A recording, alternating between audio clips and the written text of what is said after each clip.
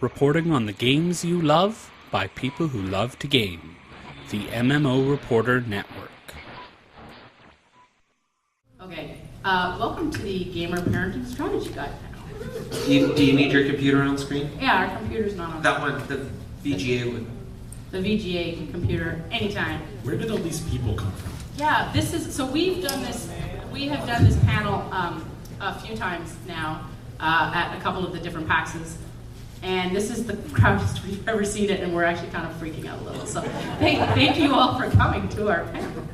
Texas gaming is a family affair. All right. It certainly is. Wow, I'm super impressed. I'm Kristin, Lindsay. This is Neustadter, and Jeffrey Kalles, my coworker from Penny Arcade, down at the end. You will get to know us very well over the next hour, and we hope we'll get a chance to get to know you a little better too. We are going to start with Eric. Eric, hi. That's me and my dog. And there is a lot of parenting to raising a dog, but that's not what we're here to talk about. I'm in the wrong panel. If people want to talk about my dog, Keep your dog parents. That is a panel that we have not yet had at PAX. Yeah. I'm putting it on there. Gaming pets, we'll do that. So I will say that Cthulhu does not like first-person shooters. If I play a shooter, he leaves the room. Sometimes he goes outside. He just doesn't like it at all. So I've been a gamer my whole life. Started playing D&D when I was 7. Started playing video games when I was 10. And I've been playing games ever since. I've been at Xbox for just about 14 years now, and my son grew up in a house full of video games. He is, oh god, I'm old, 17 and about to graduate from high school and go to college. And raising a child in a house full of video games has a lot of challenges that our parents did not have to deal with. And we're going to tell some stories about how we raised kids in our house, and then answer some questions and maybe hear some of your stories about how you're doing it. Excellent. The first thing that I thought Eric could share a little bit with us is, given that he works with Xbox Live in their enforcement division, he knows a lot about how we can protect our kids from evils of gaming. So could you enlighten us a little? I can. We've actually put a lot of effort over the years as we've built Xbox Live into making sure that it is a place where you can safely put your children and let them have fun. A lot of people aren't aware of what we've done, of the controls we've built in, but you can really lock down your child's experiences. And my son, when he was growing up, had a very locked down experience on Xbox Live for a really long time. You've got the ability to do things like control who's on their friends list, so that they cannot add someone to their friends list without parental approval. So when they go into their friends list and they see a request, oh, I want to add friend, it will actually ask for the parent's password. That's something you have to go set up when you create their account as a child account to your account. But then you flip that switch and they can't add anyone to their friends list. You've got similar ability for voice chat and text chat. So you can set it up so that your child can't hear anyone who's not on their friends list. Which means maybe I'm okay with letting my... I do that now as an adult. Maybe you've decided that, you know what, my child is 10 and I think they're old enough to play Halo. And so you let them play Halo and, hey, Mom, Dad, I want to play Halo online. Personal opinion, I don't think 10 years old is old enough to go play online with strangers unsupervised. If it's done in such a way that they can't communicate with the people and they're just in the same game, well, maybe that's a different story. So you've got that available to you. You can control whether they can buy things. All those kind of things do exist. You have to, when the account is created, designate it as a child account. You can't create an account and then a couple of years later go, oh, I'm going to lock this down as a child account. You've got to do it when you set it up. But it's absolutely worth it. I used it kind of as a way to keep touch with my son with who his friends were. Anytime he wanted to add someone to his friends list, he'd have to come and tell me, hey, so-and-so wants to be on my friends list. I go, oh, who is that? Have I met them? Do I know their parents? oh, I don't know who this person is, I don't know their parents, well, maybe let's have a play date in person, and once I meet them, then they can be on your friends list. It's a good way to kind of keep in touch with things that your child may not want to tell you otherwise, like who their friends are, who they're hanging out with. It is really good. It's really useful. Not enough people take advantage of all those controls. So if you have a child and you have an Xbox, please take advantage of it. There's also a great website that we've done in partnership with some of the ESRB-style organizations called getgamesmart.com that has a lot of resources on it that you can go read, suggestions on what games may or may not be appropriate, links to places where you can go research things like parental controls. I would highly recommend it for everyone. Excellent, thanks very much. And at this time, if we can just get the AV guys to switch over to the other laptop. Oh man, you missed my. That's okay. I got another Halloween picture. No, switch back for a second. This is just a default template for PowerPoint I found at Microsoft. There's my other one. That's my family. There we are. There's Jeff. I'm wearing the Batman outfit on the floor. All right, now we can switch back. Now we can switch. I did not have time to put the new NFC Championship banner up at the top. But go Hawks.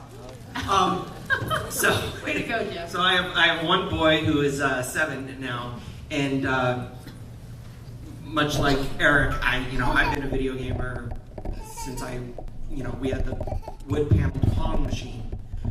My parents were always very supportive. Yeah, I got nagged to go outside and play every once in a while, but they did not foresee a future in video games. They loved to bust out the Far Side cartoon.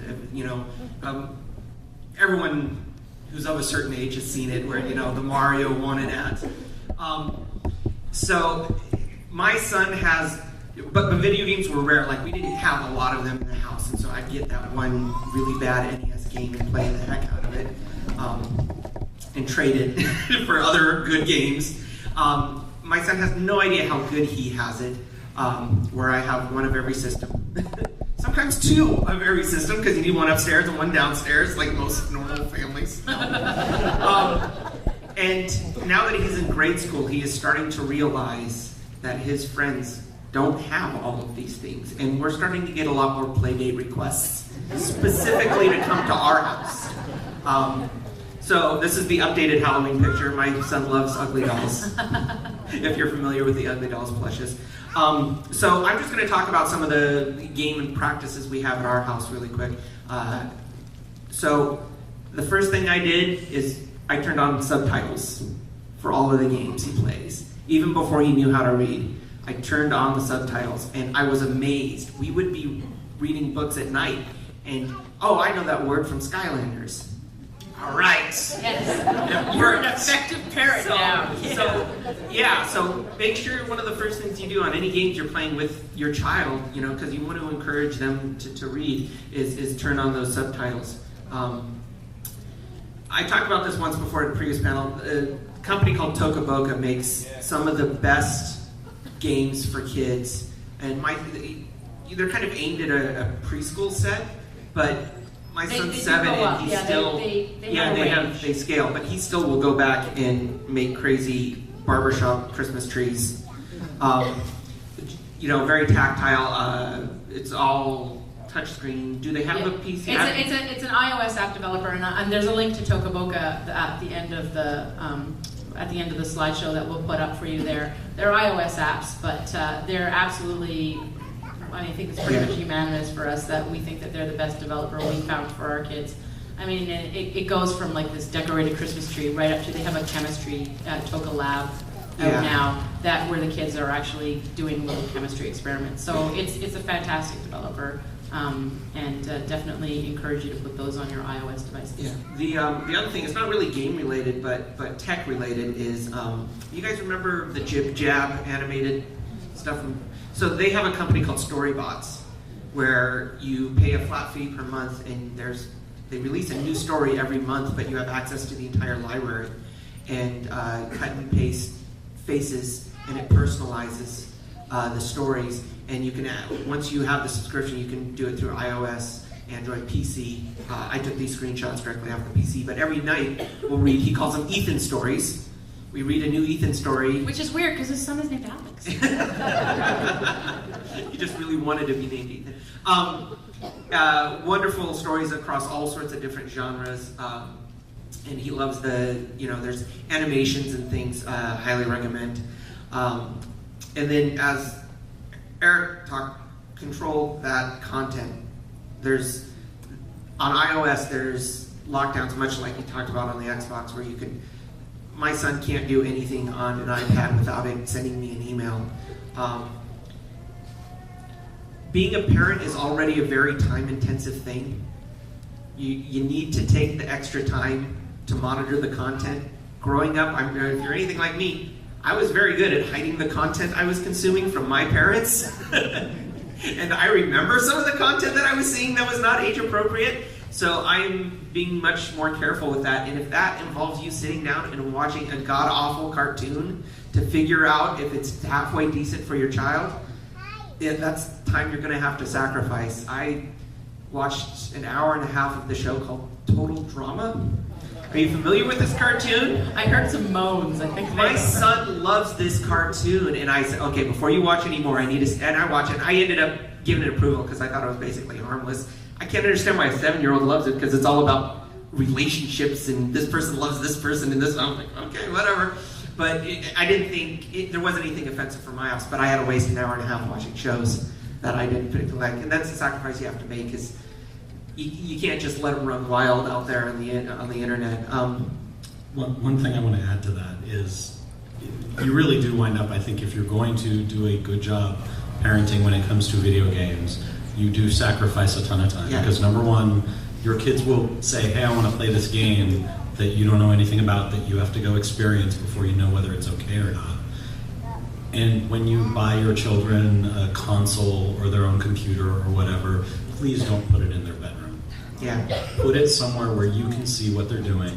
Maybe you're not sitting there watching them, but it's in the room that you're in, and as you're coming in and out and doing laundry or working or watching TV or whatever, you're aware of what they're up to, because they will quickly go from thing that was okay to thing that isn't. And if they're up in their room with the door closed, you have no idea. So, in the early days, before he was old enough to navigate the menus and everything, on the original Xbox, I just kept all the saves under my profile. I didn't think anything of it.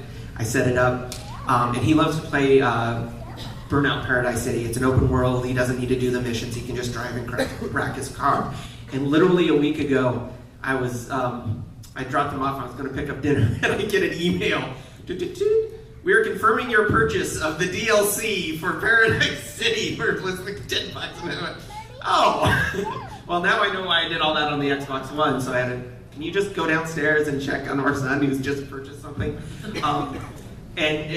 So yeah, and you got to be aware of the triggers of your own child, because my son is very emotionally tuned in to when people die. And we started playing Ni no Kuni together. And at the very beginning, spoiler, the mother dies. And I had not done the research to know that this was going to happen. And instead of spending the rest of the afternoon playing the game together, I spent the rest of the afternoon explaining parental death to my son, which was not a pleasant experience. So it's not just about violence and sex and swear words. It's, you know, what are they emotionally capable of handling at any given point? So. Okay, and we can go back to this laptop, please, guys. Thank you very much. Yay! My experience with video games and my children, what I'd like to share with you is a little bit different. I have 3 children. My oldest is almost 15, my daughter, and I have an 8-year-old son and a 4-year-old son. You can see him in the picture there with her. Yeah, they're right there. Lando, my eldest. So, and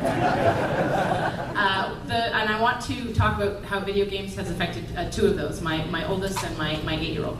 My 8-year-old has a neurological disability. He has a very complex coordination disorder. And for us, as a video gaming family, my husband makes video games and I work for Penny Arcade, so it kind of goes hand in hand. Video games have always been a part of our life and how, you know, our whole family's lives.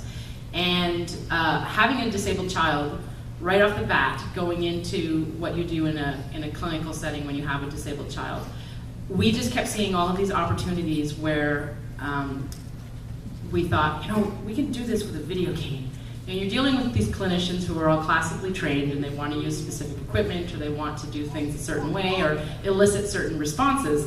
We kept sort of going, I know I see what you're trying to do, but if we just give him Castle Crashers for 5 minutes, it'll all be fine. Like, let's just try this.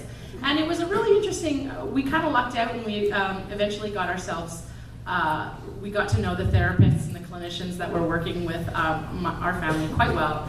And we actually got on this, we all sort of got on the same page where they would let us try crazy things like that out. And it literally started when my son was completely nonverbal until he was almost 5, so no language whatsoever. And he wouldn't talk, he couldn't speak to me and he couldn't speak to my husband, and we were doing speech therapy and language therapy and we spoke to him with sign language. So he was communicative, he was just nonverbal. And we were really trying to sort of trigger that, what could trigger language in him. And his first words were not to me, and they were not to my husband, and they were not to a person, but they were to Rami in Castle Crashers. There was something that empowered him when he was playing a video game, and he was relating and reacting to characters on the screen, where there was no pressure. He didn't have to be understood. It didn't matter if he was, nothing that he was trying to tell them required a response. And a really interesting thing happened where in this completely non-judgmental, no-pressure environment, he finally had the freedom to explore language. And he started to talk one word or one sound at a time, slowly turning into one word, slowly turning into 2 words, to the little battle pets in Castle Crashers, which appealed to him. They're cute, they're fun, they attack the bad guys, they did everything that a 4-year-old boy wants his friends to do. This astounded us as parents, and of course we were unable to replicate it in his clinical setting because, well, they didn't have an Xbox, and they weren't going to let him play Castle Crashers there. So I started recording video of him that I would bring into the next session and show it to them on an iPad. And I had speech therapists and doctors just shaking their heads in wonder, going, wow, this is, how is this even working? And it was them who sort of finally figured out, well, okay, there's no pressure for him, it's the non-judgmental situation, because we didn't know why he would only talk to Rami, and they didn't know. It took them a while to sort of figure it all out. And that was it was a breakthrough for him, obviously, with his development. It was a breakthrough for us as a family where we thought, hey, I think we're onto something with these video games. Like, I think there's something really positive here. And that hasn't been the only time where we've been able to get a positive result, actually from him playing a game, a much faster result than if we had gone through some other processes that I wanted us to learn. Because with children in medicine, a lot of it is disguised as game playing. They do, for instance, in speech therapy, you've got a lot of puppet shows, and you play a lot of board games, and there's a lot of things that they're doing to try and teach them communication skills, which were much faster when we did it with console. And actually had one of his therapists say to me at one point, if we had an Xbox here in the clinic, I wonder how many other kids would be different. And I thought, yeah, that's a really good question. It really is. So video games for my relationship with my son, Cassiel, have been a really empowering journey. So it's interesting that, we have this technology that we think of as recreation, but it can be used for other things as well. So as you parent, just keep that in the back of your head, that you have, hundreds, if not thousands of dollars of this incredible technology in your hands, and it can do a lot more than just play games. You might find communication suites on your iPad if you have a child who's on the autism spectrum and doesn't communicate well. You may have a Nintendo 3DS that does 2D 3D vision, which if you have a child who's cross-eyed or with amblyopia, that can actually be used as a treatment device. You may have a child who has an anxiety disorder, who calms down if you're reading a book on an iPad with them, or something like that. It's just something to kind of be aware of, that we've got all of this really cool tech, and we can apply it in more than one way. And then very quickly, I just wanted to talk about my daughter, who's in her teens now, and has been raised as a gamer from birth, and it's just a way of life for her. And often have a lot of other parents approach my husband and I and ask us how we feel about this. Like, well, she's played an awful lot of video games, and she identifies as a gamer, and it's all she really talks about, and it's all she really wants to do. And don't you kind of worry that she's sort of got no life ahead of her? You know, what are you talking about? Well, she doesn't really, all she really wants to do are these sorts of things. And I said, well, have you ever talked to her about, what she wants to do? Because I bet if you sit down and you talk to her, you'd be surprised. And our neighbor, actually, this is a conversation I had with her neighbor because our daughters played together. And she did, and she came back and she said, I had no idea. But when I sat down with your daughter and I said, well, what do you want to do with your life? Right away, she's like, well, I want to go into video game voice acting. And she said, what's that? And my daughter's like, well, let me tell you about all of these amazing career opportunities that are associated with games. And she started to go on and talk about, well, there's mocaption studios, and there's voice acting, and there's graphics, and there's game design, and there's all of these things that go into video games, and it's a multi-billion-dollar industry. Did you know that, Mrs. Johnson? And it went into this big discussion of my daughter just sort of being peripherally aware of all of the work that goes into producing these games. That those are people whose careers are making video games. And it was interesting to hear her think about this, that she knew that it was so big that it must have all of these support workers, and all of those people must be earning paychecks. And she could learn how to do that and actually have a career that she loved. And I was really proud of her for that. So for her, we've taken steps to put her on that path. She has a voice acting coach, and she's done a number of video games where she's the little kid in, Sea Stars on your iOS, things like that, where she's actually started on this path that she wants as her life's work. And it's nothing that, anyone ever would have known about if we hadn't been a gaming family. So that's another way that you can think of video games, that it's not just a recreation, it is an industry, and every game is. So there are opportunities there as well. So just something to keep in your mind when you're playing those games is that you're teaching your kid about a whole industry that has an awful lot that goes into it. And they may find their passion there, and they may choose that to have that lead them for the rest of their lives. Let's do a Q&A. Perfect. I think we've got a live mic in the middle of the forward one or the forward one. Which one's the on? Sorry, we just sprung that on you guys. Surprise both Q&A. live? All right, you guys have to fight over which mic you want. One and two, apparently. So if anyone has any questions for us. Hello? All right. Yes, please come on up there. Or I can keep talking. Your presentations were so good. We have stories. We could definitely embarrass our Be children. here all day. So, Hello. Hi. I had a question about time limits. Yeah, my daughter's just 4, so she's still she's really getting into playing video games with us and plays a little bit of Pokemon on her own and stuff, but we're not sure how do you guys have different approaches you've taken to doing time limits for video games and such? Sure.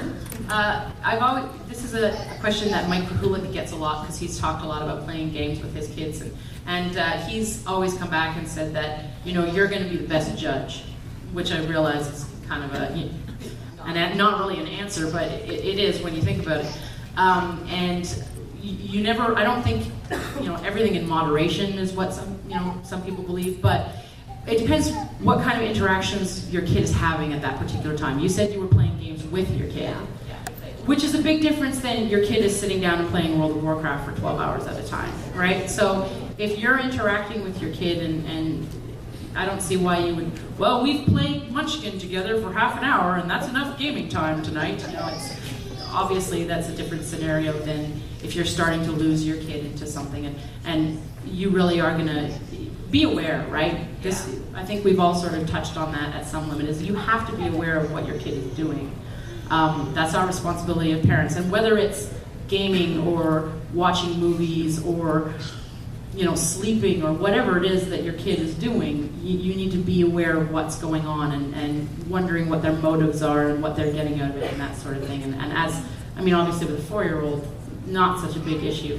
But as they get older, just making sure that you're involved and informed with what they're indulging in is critical. I don't like arbitrary time limits. It's different with every child and how they react to it. But with my son, when he was, between 7 and 12-ish, he always had a time limit of 30 minutes a night on school nights, an hour on the weekend. It was different if it was us playing together. Like, hey, a new Lego game came out, we're gonna play it on Saturday. We might play that for an hour, we might play it all day. But he had his allotted time to himself, and he could both lose it and occasionally earn more. So, oh, you didn't do your chores this week. Yeah, no game time this week, sorry. Or, oh, we got your grades and they're not really what they should be, so for the rest of the semester you don't get any time, sorry. And it seemed to help with teaching him kind of self-moderation and responsibility, because it's a nice, relatively painless way to have something you can easily take away or give back. Or, oh, you got an A on that quiz, well, you can have an extra 30 minutes tonight. Oh, okay, great. I didn't know I could, get stuff from good grades. And that's an instance when hard numbers and time limits work because you knew your child the best. Yeah. See, we don't even have the same opinions on that matter here, but that's what parenting is about, right? Well, plus you're Canadian, so. All right, should we leapfrog back? Yeah, let's go to the back because he was up there. Thank you. I'm a youth worker in the Methodist Church, and we started a new support group it's called Parents Helping Parents. And I was just wondering if you have some more resources like the getgamesmart.com that we can... Perfect, thank you. Yes. Get GameSmart's not up there, but these are all great resources. Feel free to take a picture of that because there's a lot of handy information up there. There we go. And they will also lead you to other sites as well. So. Another one that I meant to send to you to add to this, and I completely forgot it, but Pixelkin. Pixelkin. I want to say it's .org. It's either .com or .org, but Pixelkin is a good family-friendly kind of review site, industry site. There's some good content up there. Sorry, I know that's out of my. Jasmine is a YouTube player, and iOS now has family controls where you can set up your kids as part of your family account, and it does the same thing that people think. Yeah. Thank you. All right. Yeah, go ahead. All right, my name is Kerry Woodham, and I write for GamerDad.com. Oh, marvelous! I am very happy to see that up there. The gentleman before me pretty much answered the question I was having about other kinds of sites that y'all would recommend for parenting and gaming and everything. So, y'all did that pretty well. It's a very informative panel. I really appreciate it. Thank you. Also, just want to say that it's also the responsibility of not only the parents, but other family members like siblings. I have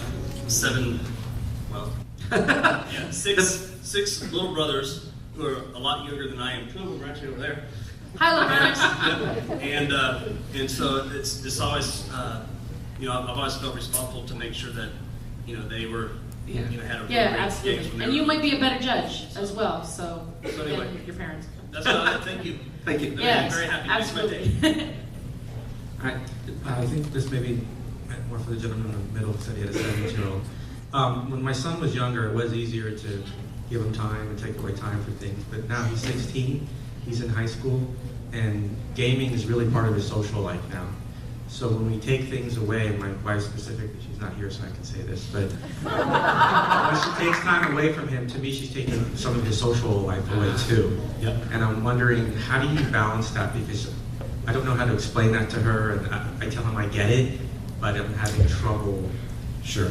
I don't know, maybe you had some advice for that, because it's been tough for me. It's the same problem when hey, you're grounded and you can't go to the movies with your friends or anything else. It's the way I've always attacked that was try to essentially set up a priority order and make sure that he understands that this is the absolute most important thing. That's a coder answer, man. I was going to go to Maslow's hierarchy of needs, but I decided not to. It's like a Kanban board or something. But, the very first thing is your grades. And if your grades aren't what we've agreed is good enough, then everything else goes away. And there was an incident when he was, his 4th or 5th grade, where for some reason he was doing his math homework, but he wasn't turning it in. So he wasn't getting any credit, which blew my mind, because it's like, if you're not going to turn it in, why are you doing the work? But we heard from his teacher that he's failing math, and his mom and I thought that was really weird because he's great at math. And we went and talked to the teacher and found out that he hadn't turned in any homework all term. For the rest of the semester, he had no video games of any kind. Not at our house, not at friends' houses, completely off limits. And that got the message through, that, this is really miserable. And so therefore I'm going to do my homework because I don't ever want to have to deal with this again. And I think you've just got to make sure that they understand that here's the order in which things are important in your household. And whether it's grades or chores or taking care of their little brother or sister, whatever it is for you.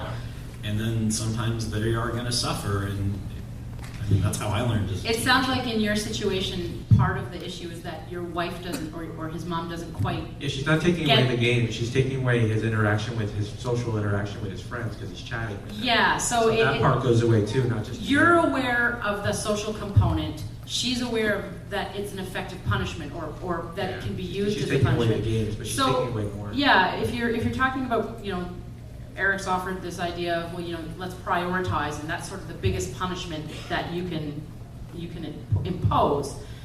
Helping your wife understand that it is the biggest punishment that you can impose. So if the three of you sort of come to an understanding where, look, these are your responsibilities and you have to meet them, and then your wife understanding that this is probably the biggest is the biggest punishment you can offer, and if she that way it doesn't. You're not undermining her in saying, okay, well, here's the punishment, but you're empowering your son and saying, look, you've got to meet these responsibilities, and this is the biggest punishment that we can dole out.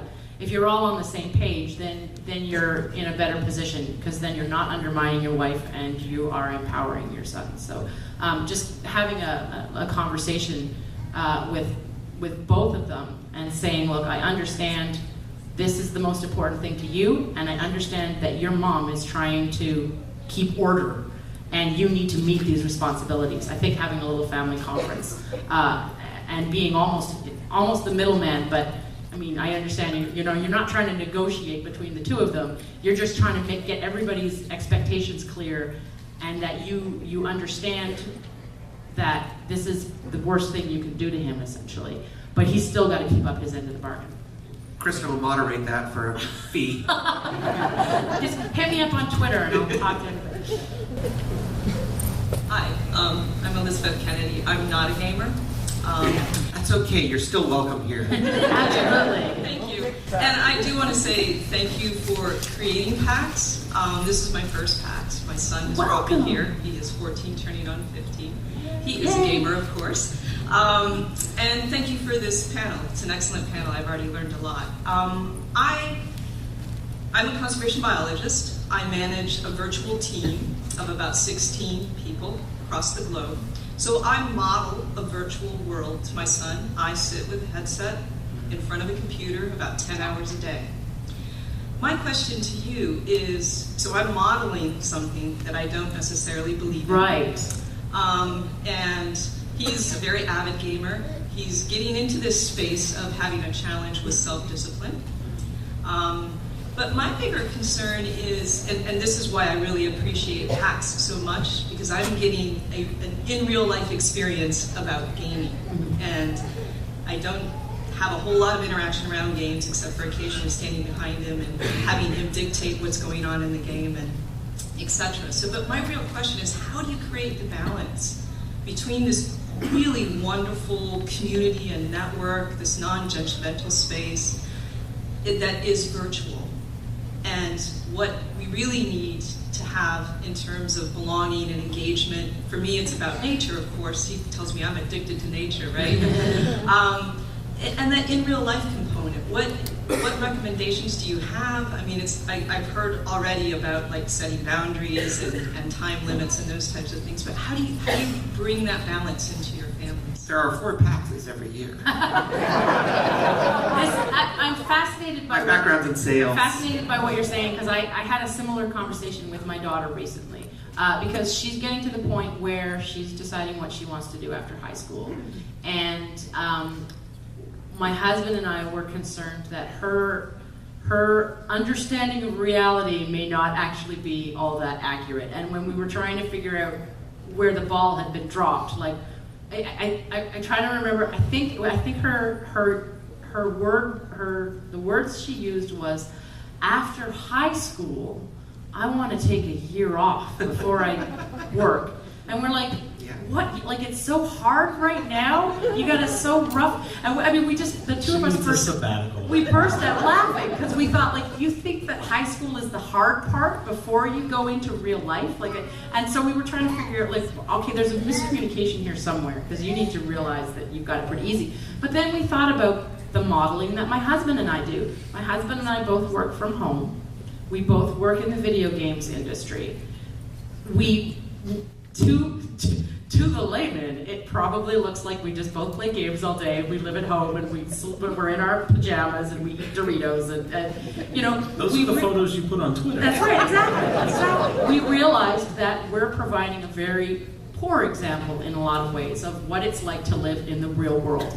We both have the opportunities to be very hands-on parents. I have a disabled son. We have no problem making all of his doctor's appointments. We have no problem scheduling all of his therapy. And my God, I can't imagine how that would even work if I was a single parent working 2 jobs with a disabled child. So, you know, we've always been there for our kids, and we live in a fun house. Like, how realistic is that? It's not at all. And we thought, oh, my God, we thought we were so cool, and now we realize... So they threw her out on the street. We screwed her up. Said, you see how... Well, we realized that, well, maybe we do need to push her into the real world. So I sent her to my mom's for 2 weeks. Let's make some jam. And That's much worse than just throwing her out. Then we're gonna go turn the compost heap, and then we're like, I'm not joking. This is literally what I did. We sent her. She thought she was gonna get to sleep in all summer, but no. We went her to go live in the real world. You go live in the real world for 2 weeks. So I mean, you know, that kind of comes across as a joke, but we were looking for opportunities to push her outside of her comfort zone to get more experiences, and that's something that we can all do. I mean, and you're going to have varying degrees of success, whether it's sending them, you know, whether it's they join the Boy Scouts, whether that's they go on a travel experience, whether it's they go out to volunteer at the church on the weekend, or whatever it is. We realize that we live a very insular life, and we had to push. And we needed to push her out into other experiences and see, and of course, just the conversation we had to have with her. Where we sat her down and we said, look, we listened to you saying you were going to take a year off. Woo! After high school, phew, it's so tough having to write those essays. And I said, and we said, you know, we realized that, yeah, we're not giving you a very good example here, but when you work, you know, you can't just call in sick every single day, or you can't, you know, we were trying to explain to her what real life was like, because we weren't modeling it. So it's a dialogue you have to have, and it's pushing them a little beyond their comfort zone or their boundaries. And I don't know if it's going to work or not. This is a fairly recent development in my family. Fingers crossed. She did enjoy the 2 weeks at Nana's, but she was very tired when she came home.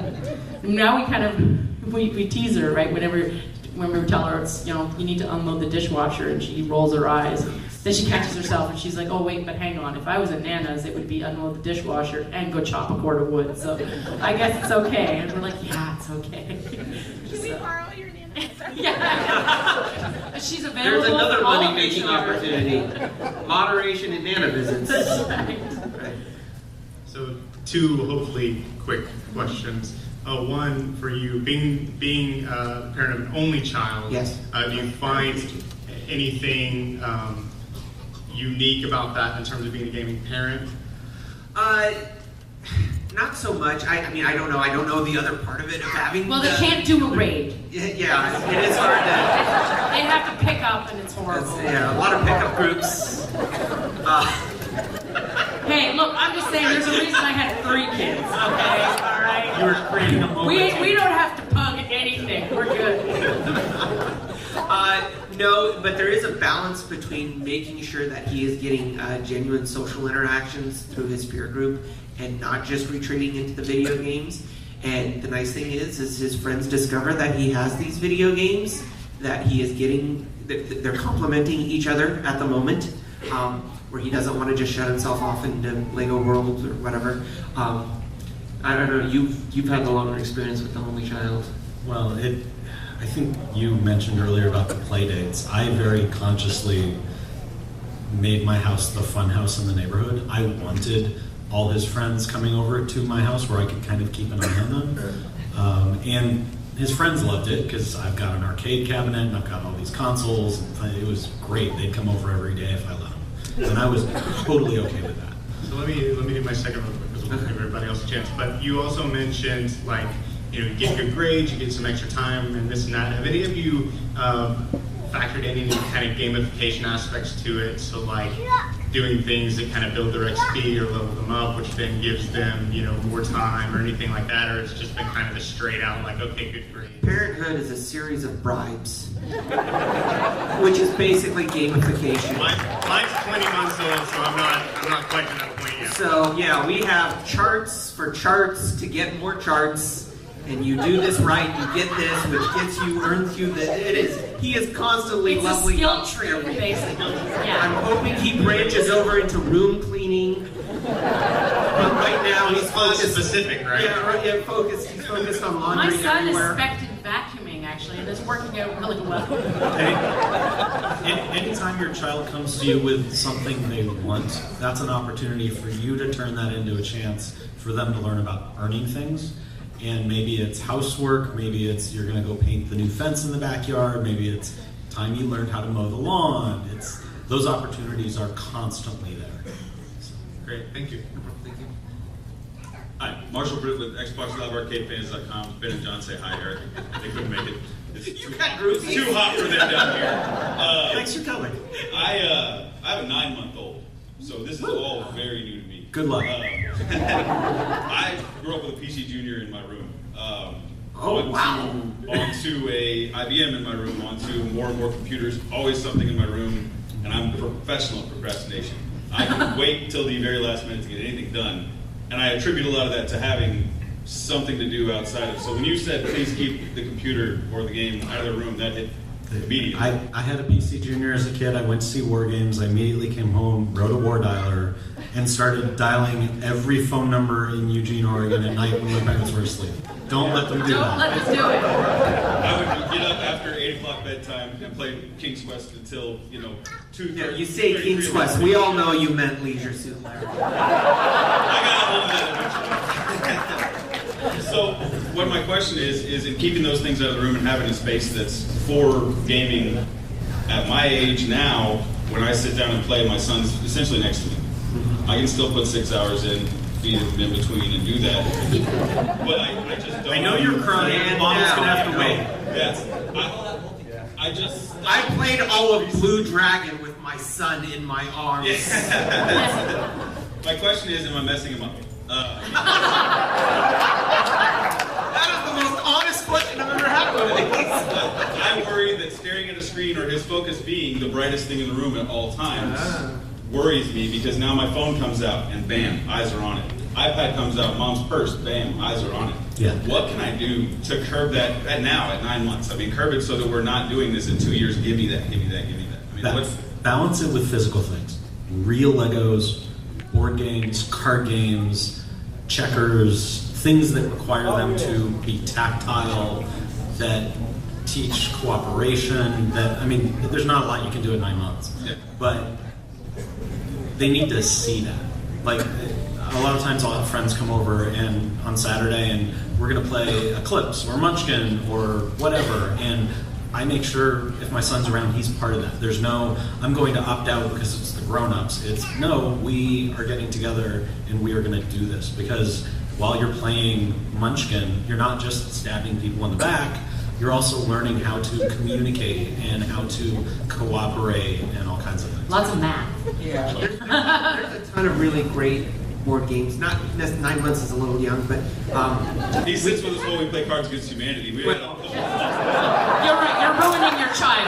You're a bad man, and you should leave this room right now. Let's be honest. But there's a lot of fun little games. There's one where you stab swords, little plastic swords into a barrel and monkeys in a barrel. Yeah, and the old perfection game as they get older, and you're trying because my son's not on the spectrum that Kristin is, but we do have to work on fine motor skills and things. Yeah, and we use a lot of those games. We do a lot of those type of.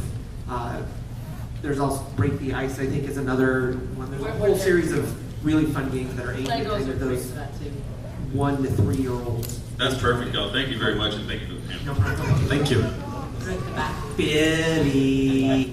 This was our artist on Rain Slick 3 and 4, and I didn't realize he snuck in. Billy.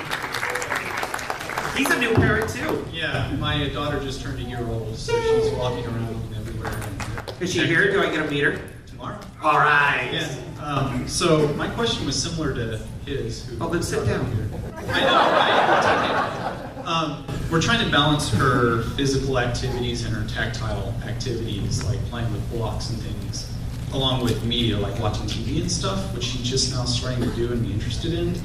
So I haven't introduced her into video games yet. I wanted to know when and how you do that for a 1-year-old. I mean, you're looking for baby's first video game? Kind of like Jeff's story. When my son was a year old, he would sit in my lap at a table like this. I would take a steering wheel, clamp it to the table, and play Need for Speed, and he would kind of hold the steering wheel with me.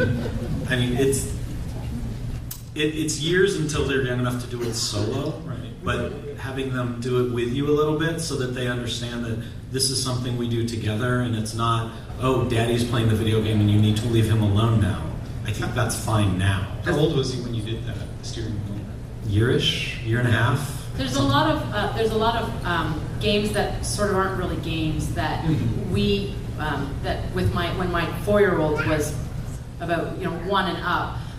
The title that springs right, Happy Action Theater is the first one that's fun. The Connect gives kids the opportunity to interact with with themselves, right? Right. And there are some games. Happy Action Theater is the one that they like the most, and they still play it. Where it's the connection. They're going to appear on the screen, and they can interact with digital artifacts.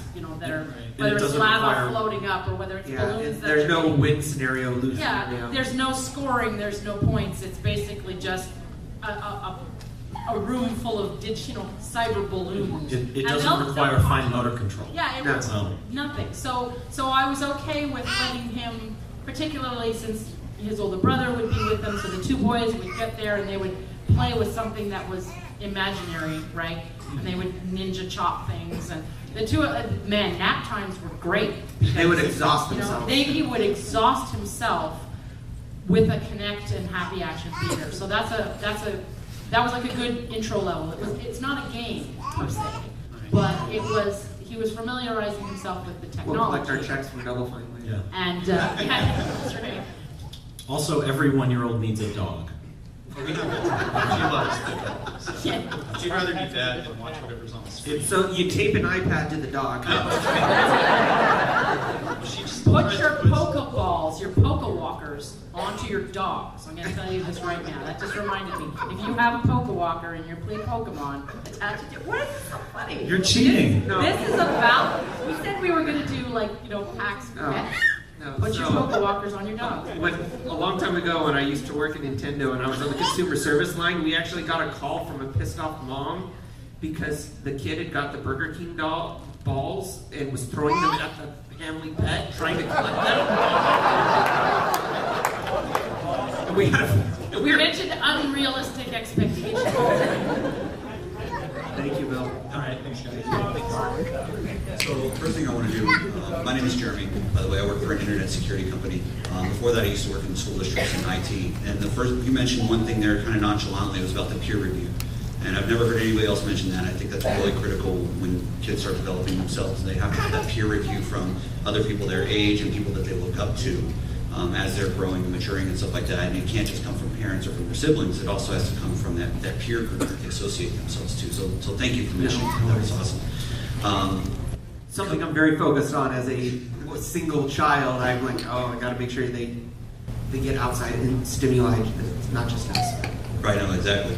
But coming out of the schools, I ran into a very interesting situation. So I was running basically the gateway for our internet connection at schools, and the number one complaint from teachers was the kids accessing browser-based games on the line that, they go to like flashgames.com, that's fine, they can play an alphabet game there, and they can play Zombie Killer that's blowing blood all over the screen in front of them and stuff like that.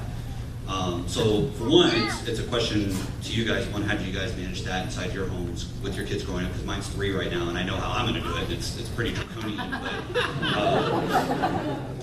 The computer was in the kitchen in my house, and that was the parental control. Right. I was going to see it if they put something like that on.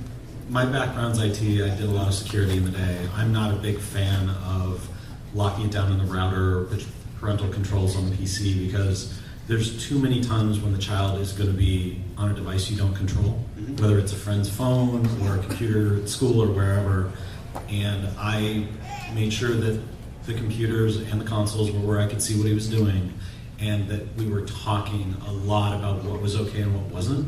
And from a very early age, we had multiple conversations and sometimes punishments around, you're not allowed to do this. Yes, some of your friends are allowed to do this by your parents. That doesn't mean you can do it when you're at their house. And that took a couple of cycles of, oh, I heard you were playing such and such, and okay, so you're in trouble. But it established that mom and dad set the rules about what I can do and what I can't, and those follow me when I leave the house. And I think that's really important because you'll never control all the devices. Yeah, it's the two-part equation. The big thing for my kids is YouTube. They consume all of their entertainment. The TV never turns on anymore unless it's to play a game. Everything is all delivered to them by YouTube now. And this was very new for, I'm not part of the YouTube generation. I didn't realize that that's how they were going to consume their media. So I had to learn an awful lot about Let's Players and YouTubers because those are the big things that they watch. I mean, my 4-year-old, his favorite thing that he likes to do when he's having a snack is he sits down and he'll watch a Let's Play. So it's like 10, 15 minutes.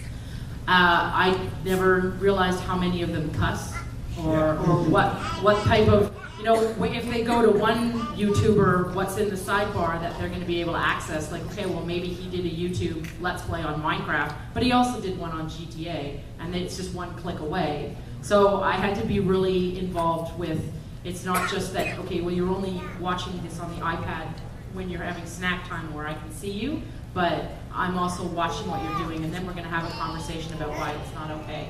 And I got to learn very quickly which YouTubers were okay for them to watch and which ones weren't. Which ones are going to cuss every second You word. have to watch a lot of bad Let's Play to figure it out. You do. You got to watch a lot of stuff. Like I joke. We have YouTube celebrities here. We've got 5 minutes. Thank you. YouTube celebrities here with the Polaris Lounge, and I want to kind of go up and shake a couple of their hands because I want to say, I know you and you don't cuss. Thank you. You're safe for my kids, and I appreciate that. But we had to do the learning. So one thing I did want to tell everybody in the crowd, there's a free filtering tool that you install on your computer called K9. One, it allowed me to filter out a lot of the YouTube videos. I've tested it thoroughly.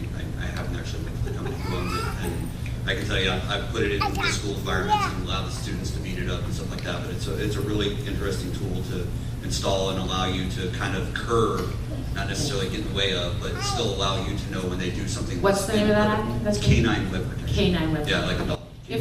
He's selling activation codes out of the back of his car. It's one free. question per minute here and knock out all 5 of these. If we go right to the back Thank there. you. We'll do Lightning speed round rounds. Q&A. Thank you. I am a teacher, high school math. God bless so you. I understand tonight. Thank you. Thank you for your service, sir. Your service. I'm sorry. God bless you. I'm also a gamer, and I try to preach to my kids the aspect of being able to get your work done, but also being able to enjoy what you do. But I come across tons of parents that just are helpless because by the time their kid is graduating, I see them at the very end of high school, and when asked, what do you want to do now that you're graduating high school? Well, what do you like? And they have no answer besides, well, I like gaming, but they don't have an avenue like your daughter wanting to do voice acting. So what encouragement could I or my fellow teachers that have similar problems give to parents who come up and ask us like we know what to tell them in that regard? Keep a list of resources like this, I think would be great. A Gamer Dad blog is a great blog, and they have discussions like that there all the time. I realize you're coming at this as a teacher and not a parent, but they talk a lot about advocacy and what is this good for? What's the point? A lot of the game development communities do really cool events, and I don't know what the age limits are, but game jams specifically, like if they want to get into development or something, just going to one of these community events and participating in game jams, I think is a great way. We get a ton of these indie game folks that their whole team met at a game jam. You got an answer to this? There's also a lot of stuff in maker culture that's open to kids. It gives them a lot of skills, and it's something you can push them towards as a teacher. Just letting the parents know that, this can be a lucrative field to go into. There are professions here. If they love video gaming so much, like what is it that they're really good at? Do they love math, or are they great at math? Maybe they should be a programmer. Are they an artist? Maybe they should be a designer or a graphic designer. They're really well organized, they can be a producer. Yeah, exactly. They use project managers. How's their cascade system? If your school has a FIRST robotics team, if they want to go into gaming, that's something that teaches a ton of skills that are super, super useful. If your school doesn't have one, you should look into it and maybe start one up. It is a fantastic resource for teenagers. Thank you.